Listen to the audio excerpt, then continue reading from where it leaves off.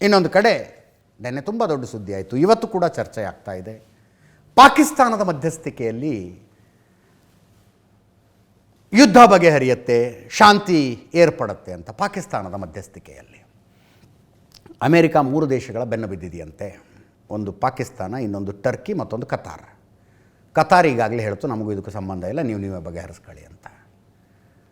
ಟರ್ಕಿಯಿಂದ ಇನ್ನೂ ಏನು ಸ್ಟೇಟ್ಮೆಂಟ್ ಇಲ್ಲ, ಅಧಿಕೃತವಾದ ಹೇಳಿಕೆ ಅಂತ ಟರ್ಕಿಯಿಂದ ಇಲ್ಲ.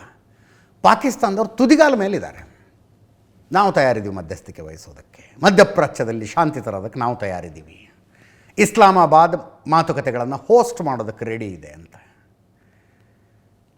ಇದೆಲ್ಲದರ ಮಧ್ಯದಲ್ಲಿ ಡೊನಾಲ್ಡ್ ಟ್ರಂಪ್ಗೆ ಬೇಕಾಗಿದೆ ಅವರು ಪಾಕಿಸ್ತಾನ ಅಲ್ರಿ, ಶ್ರೀಲಂಕಾದವರಾರು ಮಧ್ಯಸ್ಥಿಕೆ ವಹಿಸಿ ಯುದ್ಧ ನಿಲ್ಲಿಸಲಿ ಅಂತಾರೆ ಅವರು.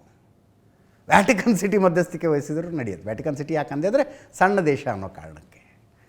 ಬಟ್ ಇರಾನ್ ಏನು ಹೇಳುತ್ತೆ, ಪಾಕಿಸ್ತಾನದ ಮಧ್ಯಸ್ಥಿಕೆಯನ್ನು ಅವ್ರು ಒಪ್ಕೊಳ್ತಾರೋ ಒಪ್ಕೊಳ್ತಿಲ್ವೋ ಇನ್ನೂ ಗೊತ್ತಿಲ್ಲ. ಆದರೆ ಹಾರ್ಮುಜ್ ಜಲಸಂಧಿಯನ್ನು ದಾಟೋದಕ್ಕೆ ಬರ್ತಾ ಇದ್ದಂಥ ಒಂದು ಹಡಗನ್ನು ವಾಪಸ್ ಕಳಿಸಿದ್ದಾರೆ ಅವರು. MV ಸೆಲೆನ್ ಅನ್ನುವ ಕಂಟೈನರ್ ತುಂಬಿದ ಶಿಪ್ ಪಾಕಿಸ್ತಾನಕ್ಕೆ ಹೋಗ್ತಾ ಇತ್ತು. ಯುನೈಟೆಡ್ ಅರಬ್ ಎಮಿರೇಟ್ಸ್ನಲ್ಲಿ ಲೋಡ್ ಮಾಡ್ಕೊಂಡು ಪಾಕಿಸ್ತಾನಕ್ಕೆ ಬರ್ತಾ ಇತ್ತು. ಅಂದರೆ ಪರ್ಷಿಯನ್ ಗಲ್ಫಲ್ಲಿದೆ ಇದು. ಅದು ಹಾರ್ಮುಜ್ ಜಲಸಂಧಿಯನ್ನು ದಾಟೋದಕ್ಕೆ ಬರ್ತಾ ಇದ್ದಾಗ IRGCಯ ನೌಕಾಪಡೆ ಸ್ಪಷ್ಟವಾಗಿ ಹೇಳಿದೆ, ವಾಪಸ್ ಹೋಗಿ, ನಿಯಮಗಳಿದ್ದಾವೆ ಹಾರ್ಮುಜ್ ಜಲಸಂಧಿಯನ್ನು ದಾಟಬೇಕು ಅಂದರೆ. ಆ ನಿಯಮಗಳು ಎಲ್ರಿಗೂ ಅನ್ವಯ ಆಗ್ತವೆ. ಪಾಕಿಸ್ತಾನ್ ಹ್ಯಾಸ್ ನೋ ಎಕ್ಸೆಪ್ಷನ್ ಅಂತ.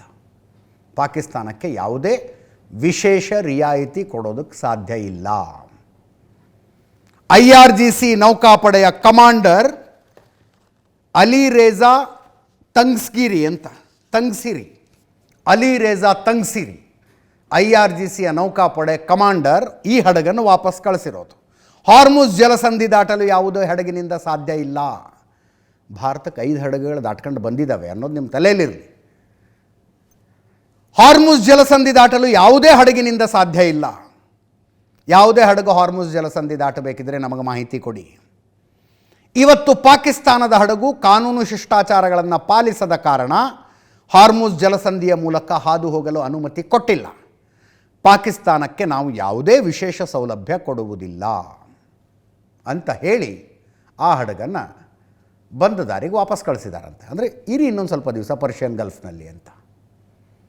UAEಯ ಒಂದು ಬಂದರಿನಿಂದ ಕಂಟೈನರ್ಗಳನ್ನು ಲೋಡ್ ಮಾಡಿಕೊಂಡು ಕರಾಚಿಗೆ ಬರ್ತಾ ಇತ್ತು ಈ ಹಡಗು. ಕರಾಚಿಗೆ ಬರ್ತಾ ಇತ್ತು, ಅಲ್ಲಿಂದ ಹಾಗೆ ವಾಪಸ್ ಕಳಿಸಿದ್ದಾರೆ.